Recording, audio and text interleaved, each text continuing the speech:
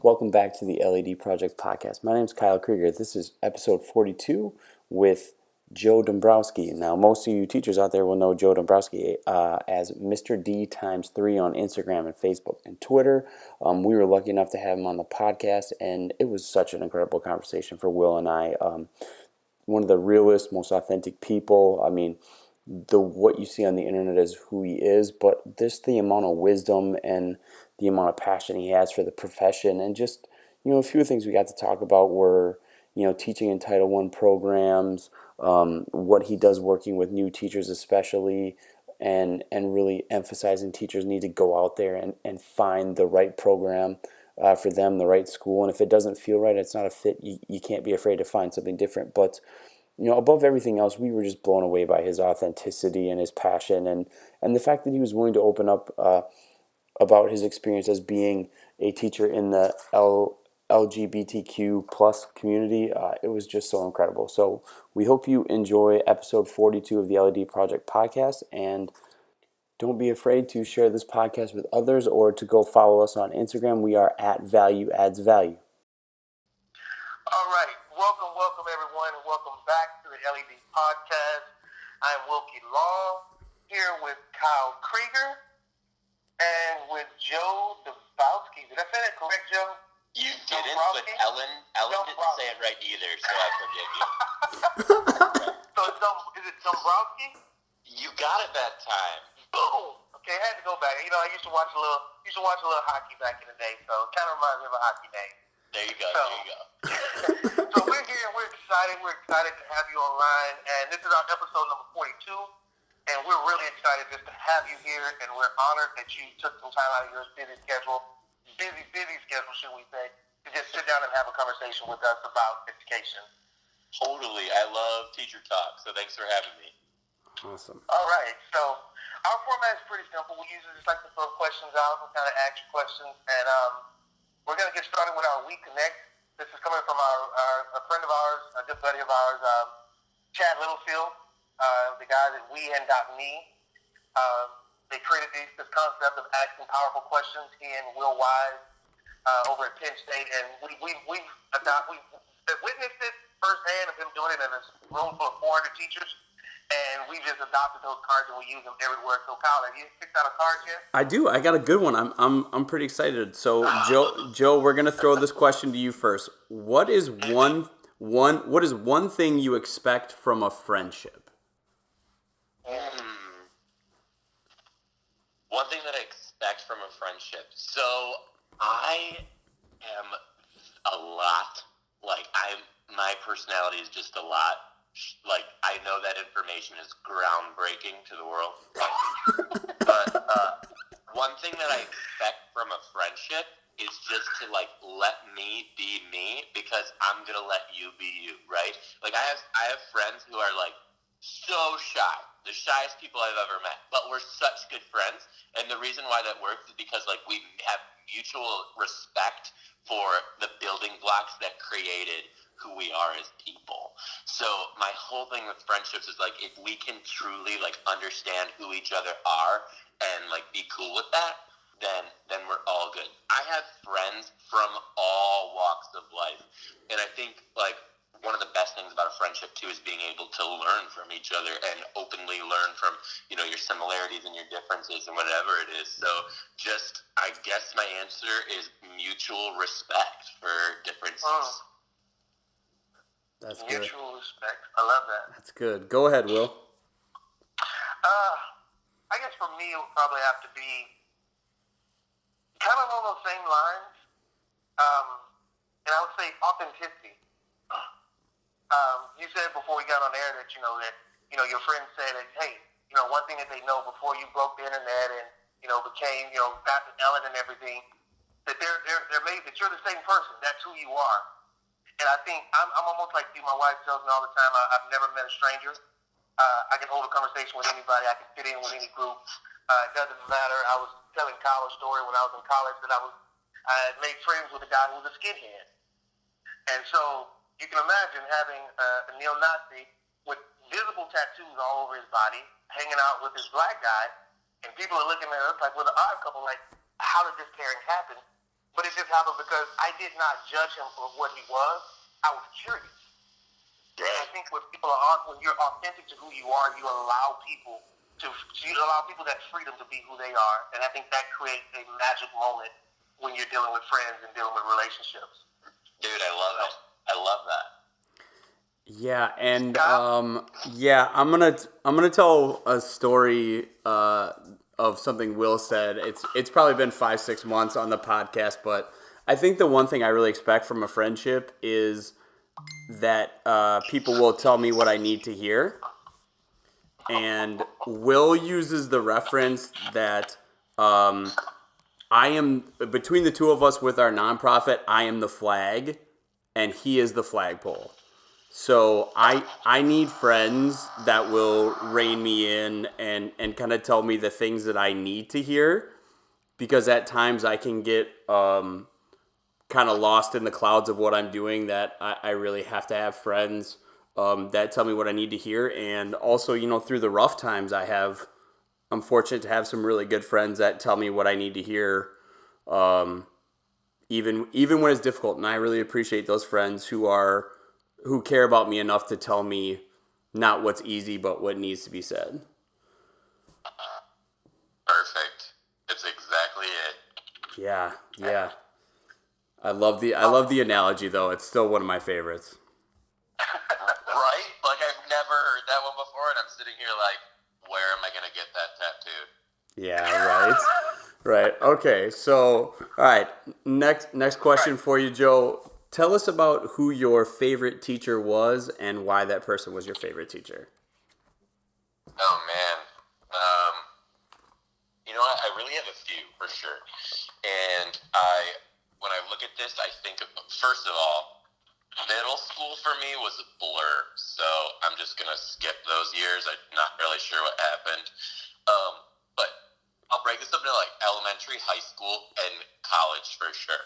Elementary school, my very first teacher in third grade, I moved from private Catholic education to public school. My parents moved me into a brand new public school. It was the first year it was ever opened, and I was introduced to so much diversity and concepts that I had never been exposed to before. And my parents still to this day say that it was one of the first times that I ever saw like the world in color, because I was just exposed to technology and able to thrive and able to show my creativity. And my third grade teacher, Miss Badalamente, truly harnessed this sounds so like granola, but she harnessed the essence of my being, and she knew that I was this crazy extrovert, and she just let me be myself. And in her classroom, it was okay for me to be wild, but also learn from it, and to like get on stage and entertain, but at the same time tie it into academic curricula. And her ability to respect me as a person was unbelievable. I will never forget the way that woman made me feel. So elementary school, Miss Badalamente. We move up to high school, and I was a active member of the student council, and our student council activities advisor, her name's Amber Bronson, still great friends to this day. And it was because she also just let me be myself. I was that guy who would come in with like these big ideas, and everyone around me is like, it's not going to work. And she was like, you're onto something, figure it out. And she would push me and push me and push me to be a better person every single day. And without her push, I don't even think that I would have, to be completely honest, gone to college, because she just got me motivated and made me do things. And it was perfect. Even in high school, I was a super average student. I wasn't like an honor student or anything like that. But she knew that I had all these other qualities that made me a good person and, would make me a successful man. And she just pushed me to do it even further. And then I get into my student teaching, right? This one's pretty cool. And, when you student teach, you have your cooperating teacher, but then you have, like, your university advisor, right? And the university advisor, I remember the first day I got assigned to her, everybody around me was looking at me like, good luck. Like, she had this reputation of just being, like, so hard with her student teachers and just like ruthlessly putting them through the ringer. And I was like, okay, let's do this. Like, I didn't want to try and get out of it. Like, let's see what we do. She interviewed me. We had a really good interview. She paired me up with a great teacher in a great school. On the very first day she came to observe me, I remember thinking, like, it's time to wow her, because this is somebody who you want on your side. And I pulled out all the stops, and we did a really successful lesson. And from that moment forward, that woman bent over backwards to help me in my career. She was the first one to call on any job references. She helped me navigate through even applying for jobs. She made time out of her own personal schedule to make sure that we could do mock interviews together, because she saw my potential, and she knew that with some tweaks and some growth and some learning that I could really become the teacher that I am today. And without her believing in my fire and my passion, I don't think that I would even be here right now. But she saw that I had potential to really make a difference in education, and she pushed me and pushed me and pushed me to be better. And I'm like so grateful for Miss Nancy Dodson. That's awesome. That's awesome. So, And I'll say this, because one of the things that we always say here, and our mission as a nonprofit, is that our focus is strictly on making sure that every classroom, every student has that teacher. That every single teacher is that teacher for a student. And I know it seems daunting, but I mean, we're just that group of optimists that really believe and honestly believe that it can happen. It can happen. And to hear you say that you had 3, I mean, that's just amazing. Yeah, that was a gift for sure. That doesn't really happen. I love when you say that it can happen, but the difference is that, like, it needs to happen and it will happen. And there's so many teachers, especially on the online community, who they look at each other and they're like, man, I wish my classroom was that perfect, or man, I wish I could relate to the kids like that teacher. And it's not about comparing yourself, because you're not going to connect on that deep, passionate level with every single kid. But if every single kid in your building is connecting to at least one professional in that building, then that kid has hope. It's so important for every kid to have one trusted adult in this world, and those kids might not get that from their families. These kids walk into our walls every single day, and we don't know, and we cannot control what happens to them before they get there. But it's our job as educators to make sure that those kids have the love and respect that not that they need, but that they deserve. Yeah, I love it. Yeah, and I love it. It just reminds me of something that happened just today. Like, I recently found, after 8 years in Houston, Joe, I moved back to Wisconsin this summer so I could be closer to my family. I have a almost 3-year-old nephew and an almost 1-year-old nephew. And I took this job teaching in a high school alternative center. It was going great, really good. And then 3 weeks ago, I found out that I wasn't going to be renewed. So it was pretty devastating, and it's finally kind of gotten around to, because I had the at-risk kids, but I also had a couple classes with regular kids, and I knew kids through coaching, and it finally got around to my regular ed kids, and it was a group of kids that I have in a study hall, not even a real class, and they were just devastated today because a bunch of them are like, you're the only teacher in this building we feel like actually cares about us. And it, like, on one hand, it made me feel so good about myself, but on the other hand, it, like, just breaks my heart that these kids are in that spot. And I work in a affluent, kind of small suburb of Minneapolis, St. Paul, that's, on the Wisconsin side. So it just, but to hear you say, like, that, and that you share that kind of vision is really important, because I do think there are some kids out there that don't get that one teacher and may never have had that one teacher. Exactly. And you know what that really comes down to is we talk about, teachers and who we have in our profession, and, like, I will be, like, so frank with you, like, I'm so pro-union, it's not even funny, like, because teachers, it's hard for us to advocate for ourselves, especially to make the money that we deserve, because people don't really understand what it is that we do. But the one thing that I cannot stand for is seeing somebody in the building year after year who is not invested for the kids. right? Oh. If you are not invested for the kids, I'm sorry. I hope you're listening to this. It's your time to move on, because we cannot allow our American children to be subjected to people who do not care about their well-being. We are shaping the future of this country, right? And those kids are going to be the decision makers and the motivators and the movers and the shakers. They deserve to have people who are invested in their future. So when I hear about teachers who are kept around like that, when there are people in the building who get laid off and let go, who are 100% there for the right reasons, to me, it's a disservice to the children, and this is where I stand. Yeah. Oh man, and you said kind of a key word that we always talk about with teachers. We want to make sure that teachers are not good or great, because those are arbitrary words, but like if you strive to be the kind of teacher your kids deserve and treat them the way they deserve, you'll be successful in the profession for sure. Oh, exactly. And don't get me wrong, too. Like any job in the world, you have your good days and you have your bad days. I'm not saying that every teacher has to be A plus 100% every single day, but your mindset and your motivation and your passion has to shine and it has to show, and you have to be there for the kids. Absolutely. So if you were going to categorize yourself, and I think I have a guess as to how you're going to answer this, as a superhero, as a teacher, which superhero would you be? Oh, dude. Okay. Whoa. So first of all, full disclosure, I'm not a superhero guy. That's right? Kind of weird. But if I was to pick, this is solely going to go after who I wanted to be when I was little.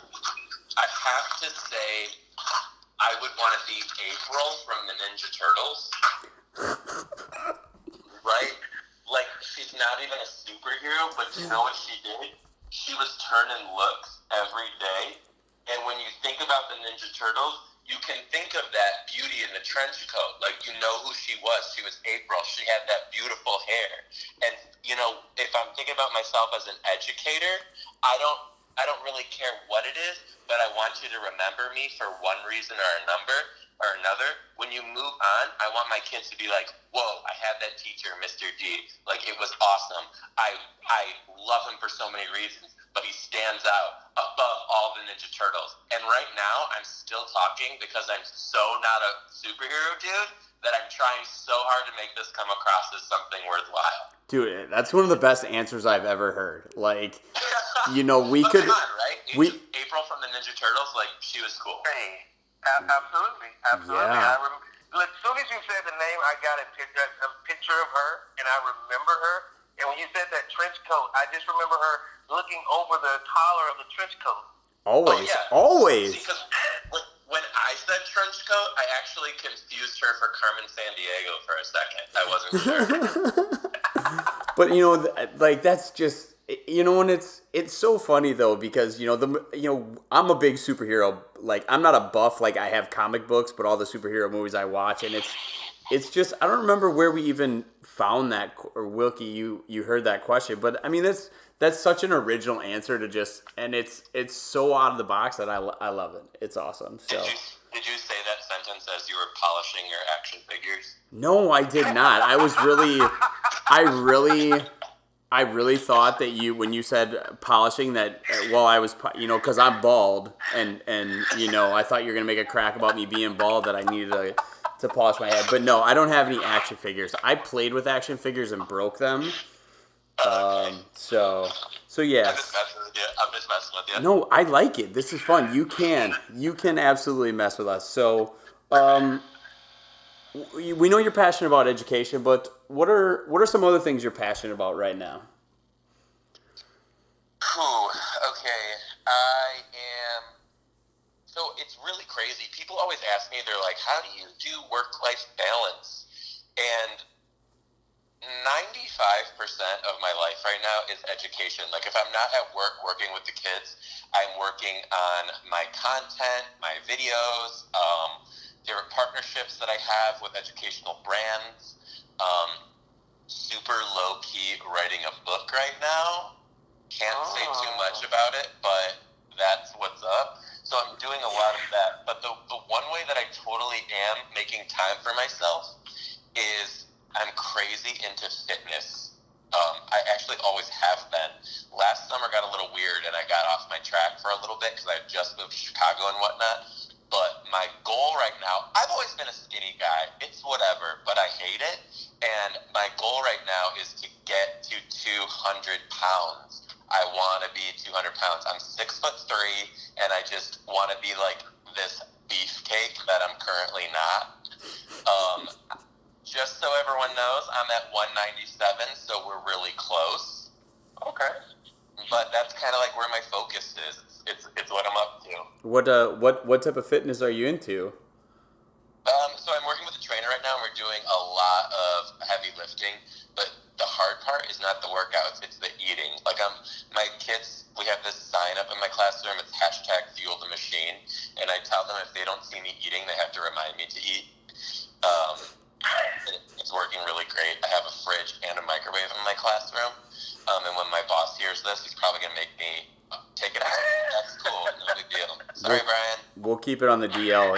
And that's, I'm big into CrossFit. I love CrossFit. I've been doing it for like 5 years, and Will, you can talk a little bit about your fitness journey, because we would love to support you in your desire to get those last 3 pounds. Nice. Well, see, I'm almost the opposite of you, Joe, because I've been battling. I have an issue with consistency on my workout, and so this year I've set a goal that I want to drop 25 pounds by the end of the year.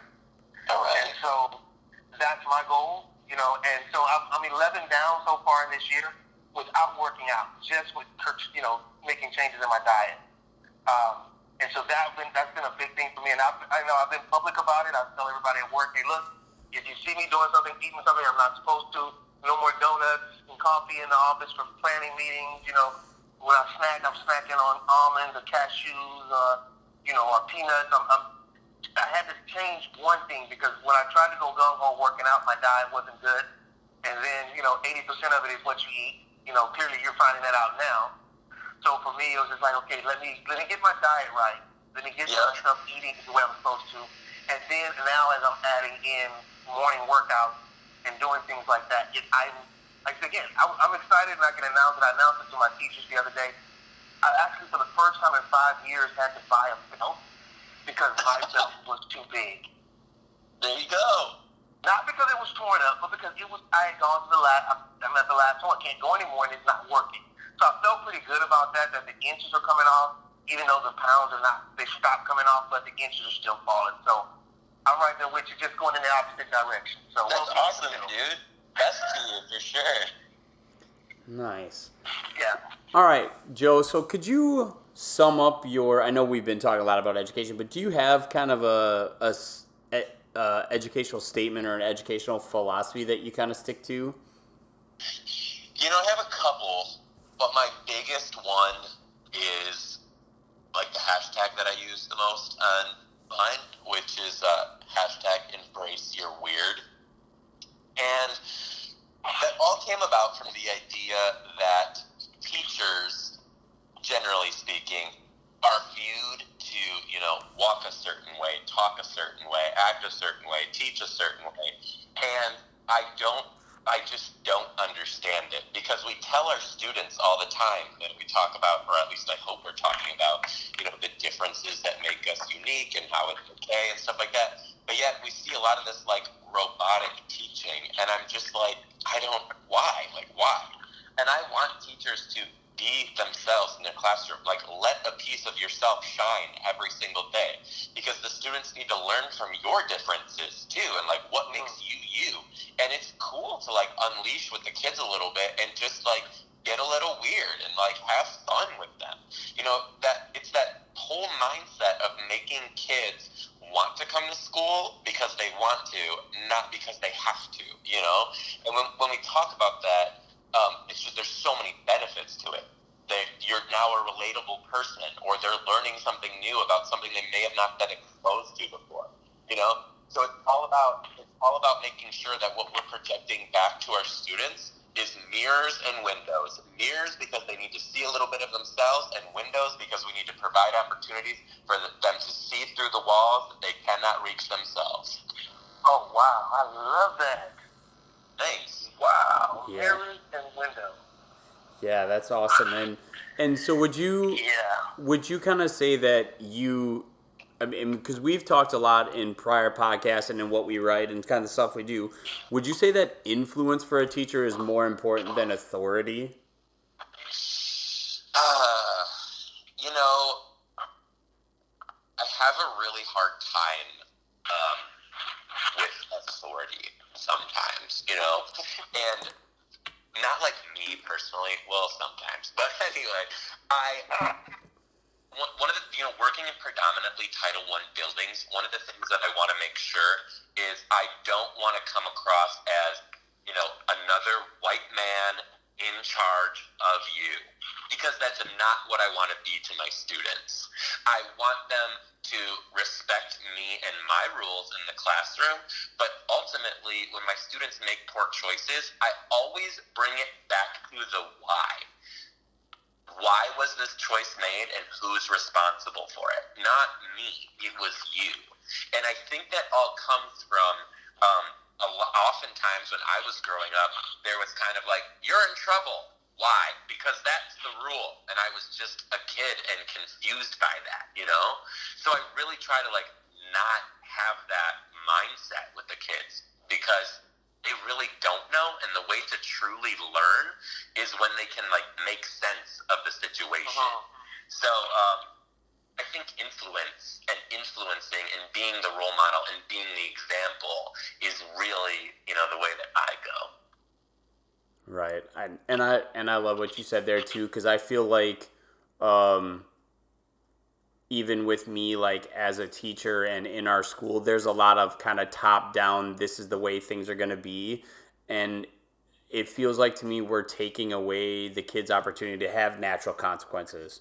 Like you said, to really be able to take responsibility for their decisions, because if they can't learn how to take responsibility for the negative choices, they can't, we can't teach them and praise them and let them take responsibility of all the great things that they do. Because majority of the kids I have overwhelmingly do a lot of really good things and a few bad things, but it doesn't seem like they want to take responsibility for either. They kind of shrug off the good and shrug off the bad. Yeah. But see, that's the thing. School is for learning, right? At the end of the day, we're coming in to teach you something, okay? So it's those situations, good and bad, that can always be used as learning experiences for something to teach you. You might not be learning quadratic formulas right now, but are you learning something about being a good person? Totally. And honestly, some of our biggest mistakes turn into the best successes. So when students can learn from those mistakes on their own with a little bit of guidance, that's when true learning is happening. Absolutely. And you made that statement. I was a math teacher, and I taught 6th grade math, and one of the things I would tell my students is that I don't ever want you to remember me for being a great math teacher. I want you to remember me for being that teacher that helps you realize who you are. Oh my God, I love that. I think when we're pushing in the classroom, we're pushing kids to take content that we love as teachers, because clearly that's what we chose to go into, and we're trying to force it on the kids without really the kid knowing who they are and how this concept you're teaching them works with who they are. Absolutely. They don't make those connections, and I think that's where we're kind of missing it. You see glimmers of it. I walked in classrooms today, and I was just smiling like a chess cat because I saw teachers having conversations with students about things that they love. Things. I mean, and granted, this is our testing season right now, but the teacher thought enough of the students to say, okay, look, let's talk about you. And they were having a conversation about themselves with their teacher. And I told the teacher after, I said, you just don't realize how powerful that was and how your kids are going to benefit from that. One of my best quotes is, I love Dr. Rita Pearson, when she said, students don't learn from teachers they don't like. Yep, there it is. So how do I get kids to like me? How do I build up my influence with kids? I get to know them. And I share myself with them authentically, Not the teacher that comes out of the closet at 7 o'clock in the morning and goes back in at 4:30 when the buses are gone, but the teacher who has a family. You know, I always kept pictures of my family around, talked about my daughter, talked about my wife, I talked about everything. I want you to know I'm a real person. And because I want to know your real stuff. So That's I love that. exactly it. And that's the thing, too. Like, students need to understand that we are people, and you need to be yourself in the classroom, because it might not be all of you, but there's a part of you that most of the people are going to relate to in one way or another, and something they're going to learn from. So being your full, authentic self in the classroom translates to your students that it's not only okay, but it's cool for them to be, too. You worded that so well. I love it. I love it. Awesome. You there, Kyle? Oh yeah, sorry. I had someone tried to be my buddy tried to beep in, so I had to make sure that I didn't push the button that cut us off. So you know, the joys of technology. Sorry to interrupt, but No, you're good. Yep, go Will. Go ahead. I was just just going to go into the next question. Okay, then go for it. Okay, so this is something that, I mean, we're always asking people, you know, we just try to set the vibe and kind of get what people's mindset is. So we want to know, what is your take on the state of education currently right now in America? Oh, we're going to go there. Yeah. You know, one of the things Chad Littlefield, before we go into this, one of the things Chad Littlefield said when we all come together, when you get great minds in the same room, it's amazing that typically we only had the four same questions. What do you do? Where are you from? You know, those basic questions, but you have so great minds together. So we want to stretch you a little bit and kind of get to the point where let's find out some real things, and because that's part of the identifying it is help getting toward the solution also. I'm about it. I'm so about it, and I speak very candidly on my thoughts on this. So I appreciate you giving me the opportunity to share this. So have you guys seen my recent video that was a letter that I wrote addressing Secretary of Education Betsy DeVos? Yeah. Okay. So I did that, and for those listening who aren't familiar, it was a letter that I wrote and put into video format, expressing my concern for the safety of public education, right? Because it's no surprise to anyone that the field of public education is not being taken into consideration in the way that it used to in terms of funding and thought. And it's alarming to me. It's very alarming to me, and I have reasons why. Public school is a place where anybody can come to school. And although you might think you know what public school is because of where you are, you have to think about the places that you don't know that have public school. Very, very rural places where there's only one public school that people can go to, that don't have that much money to spend, or other areas of the world, of the country, where the situations are absolutely horrible, where students don't have options to get out, you know? And the combat that always comes to me is, oh, well, that's why the options are great. So parents have the right. They can take their child to another school, and they can get a better education. And I will say this. I am not anti-charter, and I am not anti-private education. I think those are beautiful institutions, and I commend any parent who is willing to fight hard enough for their child to get them to a better place where they can be educated. I love that. Now, what's happening is there are children who do not have parents and family members who are able to advocate for them. And where do those children stay? They stay in the public school setting, okay?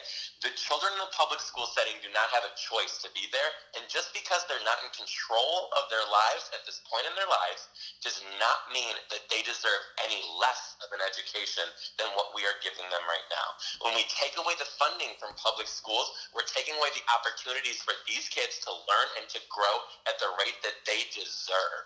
And those children, just because there's not a person there to advocate for them to get to a better place, does not mean that we can be doing them any sort of disservice. And to be completely frank with you, I'm rather disappointed that people are making these decisions who have not been in the field of education, rather think that they know about it. Yeah. Yeah. stepping off my soapbox. No, that's.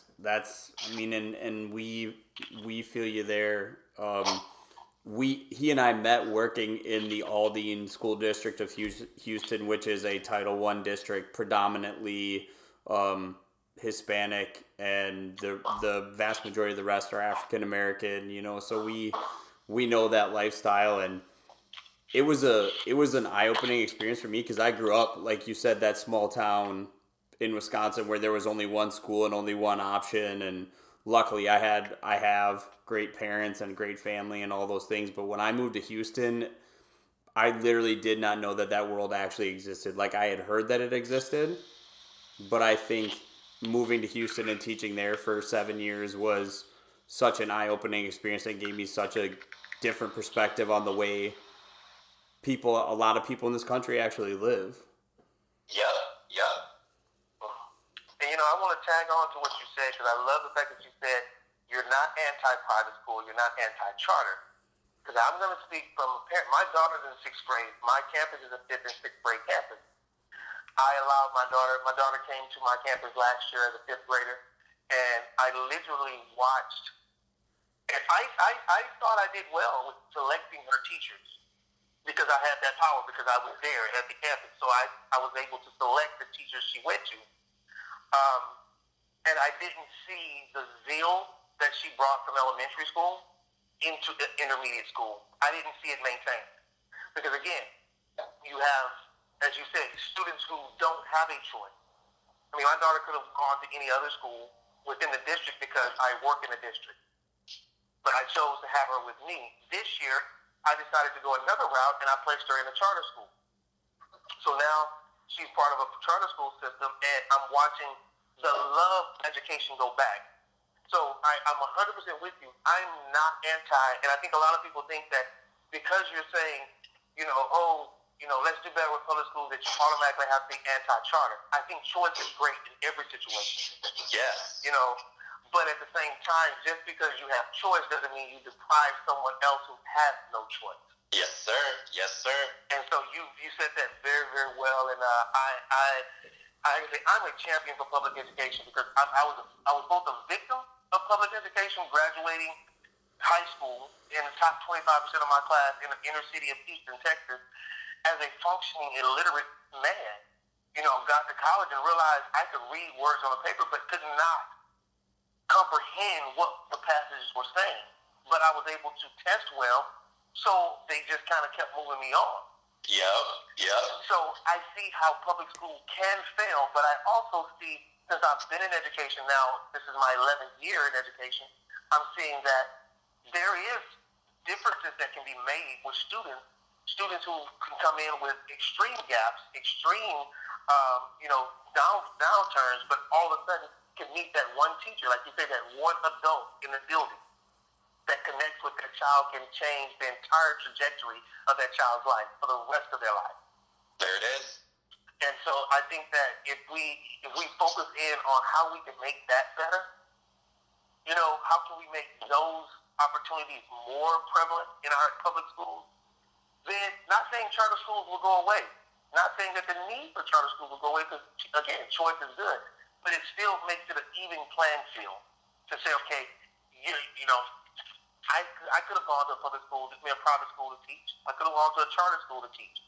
I chose to go to the school I went to on purpose. I really tried to get back to my high school that I graduated from, but they told me I look too young. So, which, I guess I should take it as a compliment. Right. But at the same time, no one knew that neighborhood better than I did.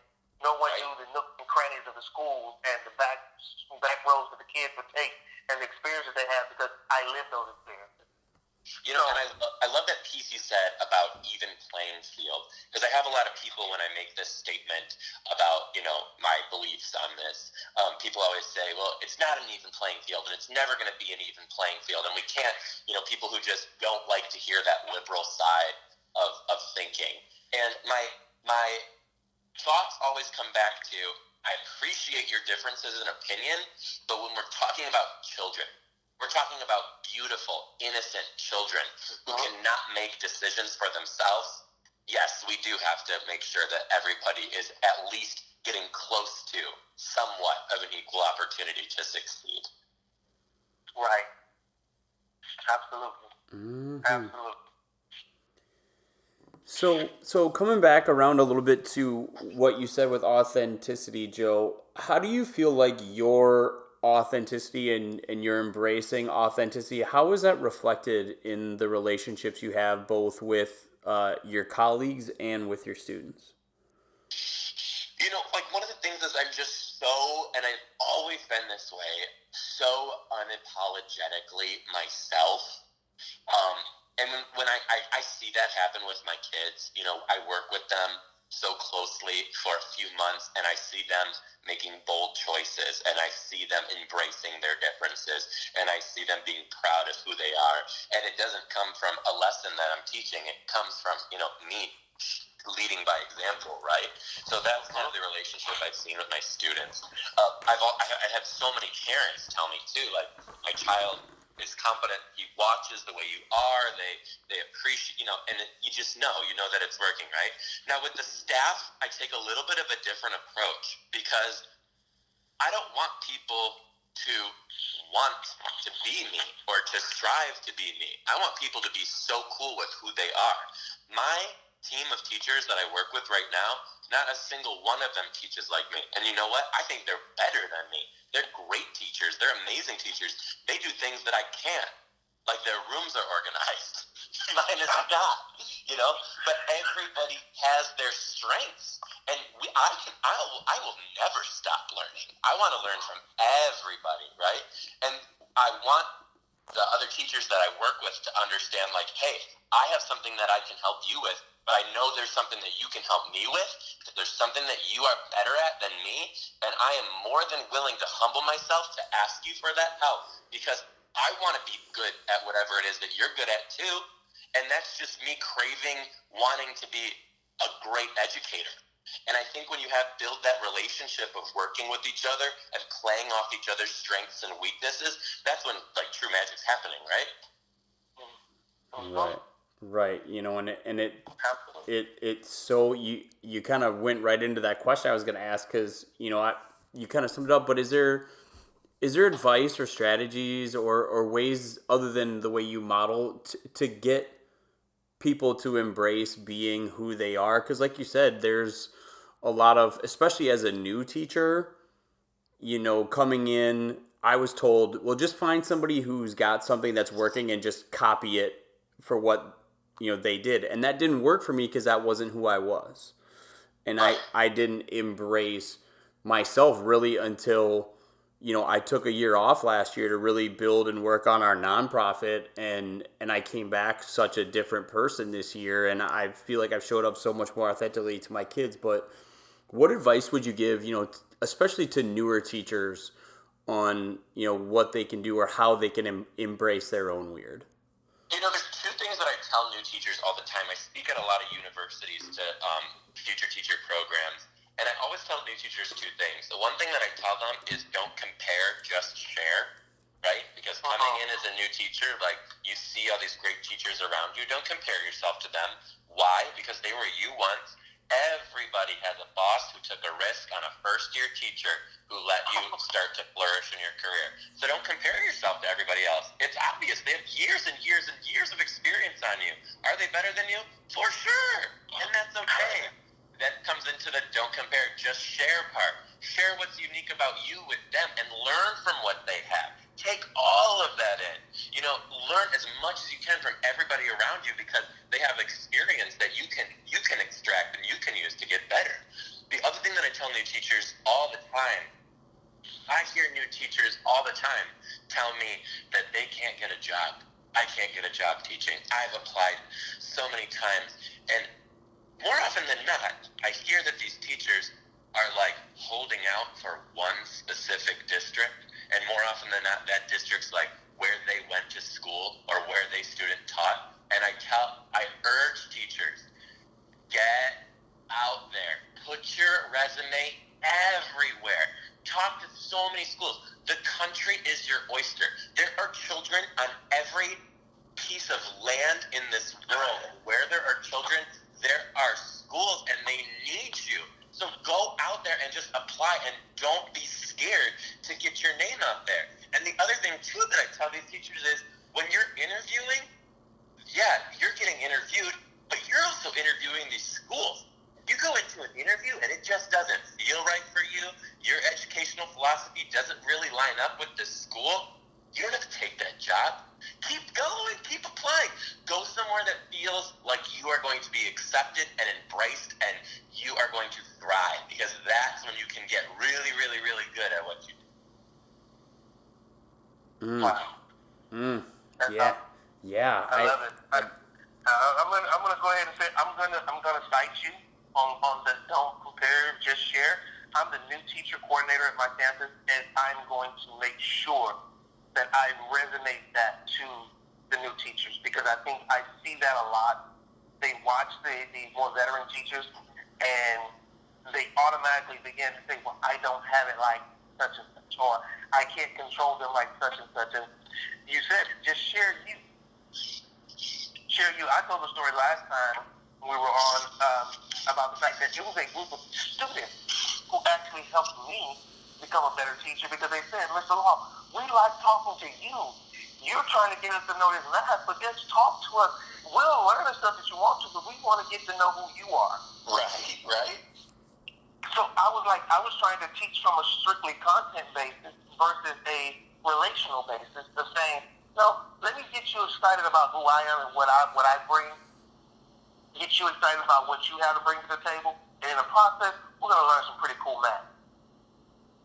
And that's awesome. I'm noticing a theme with you. I'm liking it. Right. What's that?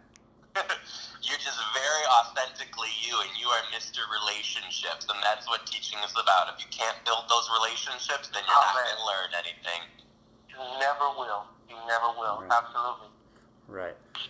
Absolutely. So this is a question that I didn't list in what I sent you, but it's kind of something that's been on my mind and on Will's mind. We've been talking about it recently. Do you feel like you always just intrinsically valued yourself as a person? And, you know, the second part of that is, do you think teachers need to strive to get that intrinsic value? Because we've been talking with everything that's going on, and I just asked Will a question. This was maybe last night or the night before. Like, have you ever met a person who really genuinely intrinsically valued who they were that ever devalued someone else? You know, I bring a really unique deck of cards to the table in education. You know, my diversity card is I represent LGBTQ plus community, and then when you tie that into education, it's very hard because that's not always looked positively upon, and that's just something that like we as a community have to go through. And one of the experiences that anybody in the LGBTQ plus community has is that coming out experience and coming to terms with who you are, and then publicly coming to terms with who you are. And that experience is really one that truly people within the community are going to understand best, because it's an experience that either makes you or breaks you, and it turns you into who you are. And it's this like confidence builder where it's like, I went through that, try to knock me down now, right? And, you know, I went through that in my personal life, and there was definitely a time in my life where I was not always okay with who I was and what I had to deal with to function in the world. But being able to learn from that experience has definitely made me a more confident man, because I know that if I put my mind to something, I can do it, and I can do it successfully. And now that's who I am. Only now is that who I am. And I have a lot of teachers who write me and tell me that they can just not be themselves at their school, in their class, with the community. And it breaks my heart. But it all comes back to that, what we talked about in the last question. There's that place for you. You just got to find it. And if you're not there, get there, you know? Because we represent a community of people that is not always visible to the eye, right? And there are kids in our schools, elementary, middle, and high school, who are battling with the same conflicts. And to be able to look up to another individual and say, that person is competent, that person's okay with who they are, that person is successful, and I can be too, dude, that's money, right? Like, that's where it's Absolutely. at. So that's kind of been like my personal progression in life with how I got to be who I am. And then, there's a whole other can of worms, which is coming out within the profession, which is crazy, because education is crazy when it comes to that. Right, because there's such a stigma on it, like, oh my God, And I was just having a conversation with a guy because I was listening to a talk show on the way into work. Very rarely listen to the radio. Usually I'm listening to audibles. Just happened to be on the radio, and they were talking about a guy saying he would stop going to his he stopped going to his doctor, his child's doctor, the pediatrician, because he saw that the pediatrician had an arm sleeve of tattoo. And the big debate was, how could you go to a doctor that has tattoos? Because he thought that tattoos was such a, what word did he use? It wasn't dirty. It showed bad judgment, is what he said. And I tried to call in. I kept getting readouts so many times just to have a conversation, because I'm like, how closed-minded are you in 2018 to think that body art in some kind of way? He kept saying, tattoo parlors are some of the nastiest places on the planet. I'm like, you must haven't been in one, because I've gone into some public restrooms that I don't even want to walk in. So when you talk about places that are nasty and dirty, let's talk about going to some restaurants and you don't know what's underneath the table. That's just, so it just, I'm 100% with you. My uncle was a member of the community, was a very strong activist in the 80s. And just taught us the spirit of embracing people for who they are. Yeah. And I think that is a society that we have to get to as individuals, and to say, hey, we have to let people be who they are and trust that they know who they are, and guide them on the journey to deepen their understanding of who they are, versus trying to push them into a place or a box or a mold that we've created for ourselves for them. Absolutely. I just have to take a moment too and tell you guys, I make a very clear distinction on like who I am as a person and who I am with my life and what I do. And Instagram and the internet is one thing, but this is actually the first podcast where I have fully been able to talk about this. And not only is it because you guys have given me the opportunity to, but just from the sheer sense of how this conversation is going, you guys are really able to make a sense of trust and community, where I was able to respect and trust that this conversation would go that way, even if we had differences in opinion. So I just want to say thank you so much for allowing me to express my voice and what I have to say on that issue, because it's very important, and it means a lot that you embrace that as well, especially in the field of education. And I commend you, because I think that's so admirable. So thank you. Oh man, awesome, man. We're honored. That means the world to us. So,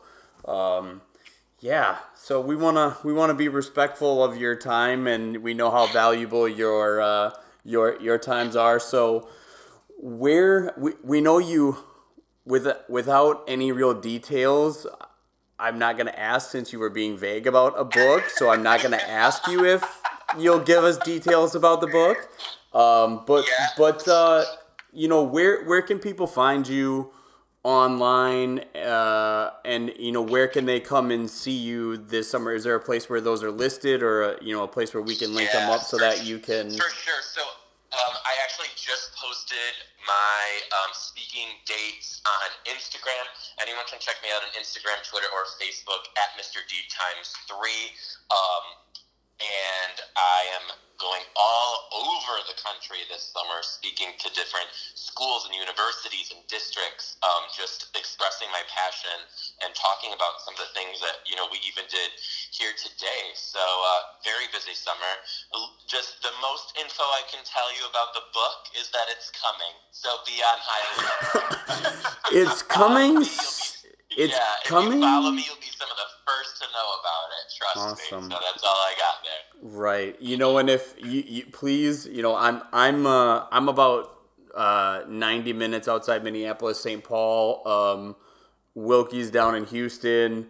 If you ever just want a hype man, call us up. We'll come and we'll stand. We'll get people hyped. We'll do whatever we can to support you in those times. And like I said, we're honored that you would come on. And I get the feeling that this is the start of a very fruitful relationship in terms of making change in education. And I started this conversation by telling you I love teacher talk. Here we are an hour later. Do you think I meant it or what?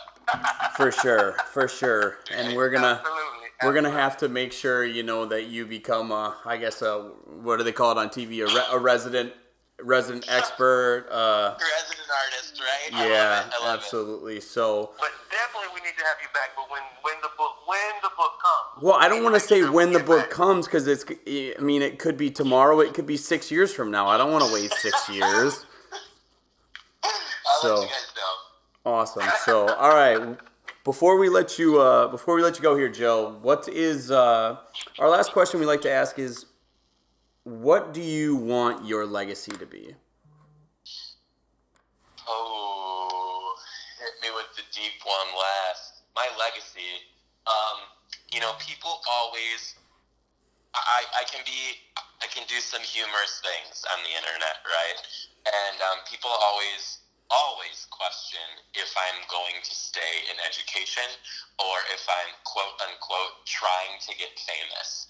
And if I could tell you the honest truth, I don't ever see myself leaving working for children in some capacity to make sure that their lives are better than they already are. So do I see myself leaving education one way or another? I don't. But if I was to have a legacy, I would want that legacy to be I was a person who was known for making the lives of children in the United States better than what they were when he was put on this earth. Wow. Perfect. Awesome. That's me. Awesome, man. Well, like I said, we appreciate the time and we're like I said, I'm not joking. I'm 33 and single, so I'm very mobile. So if you honestly need a hype man, or you ever need anything, with a show or whatever, I'm all in for it. So you got it, because my biggest following is women between the ages of 25 and 35. So right. Yes, okay. See, I knew I was getting close.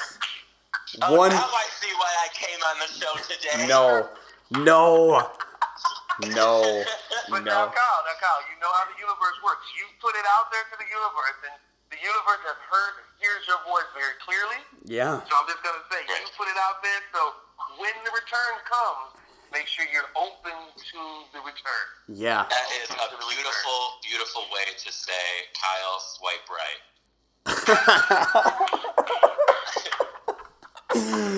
And we just have to, no matter what, serious conversation for an hour, and we have to get a Tinder reference at the end.